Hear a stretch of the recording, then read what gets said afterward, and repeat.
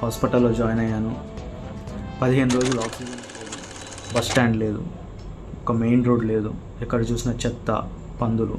హీనమైన ఊరేనా ఇది అనిపించింది. చాలా బాధేసింది. ఇక్కడే పోస్టింగ్ ఉంటుందని గ్యారెంటీ మార్చే శక్తి ఒక యువతకి మాత్రమే ఉందని నేను ప్రశ్నించడం మొదలుపెట్టాను. ఆగస్టు 15వ తారీఖున ఎప్పటికప్పుడు ఆ సమస్యలను పరిష్కరించిన సందర్భాలు చాలా ఉన్నాయి. మనం పెట్టిన వాట్సాప్ గ్రూప్ నుండే మిగతా వాట్సాప్ గ్రూపులు కూడా అలవాటు చేసుకున్నారు. బాధపడ్డా, ఎందుకంటే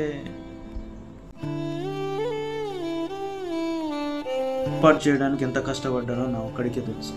అప్పుడు అర్థమైంది, నా వెనక రాజకీయ సమస్య వచ్చింది లేదా ఇక్కడ ఒక సమస్య తీరింది. విచిత్రం ఏంటంటే నా ఊరిని ఈ స్థితిలో వదిలేయాలని వెనకాల మారదురా భయ్.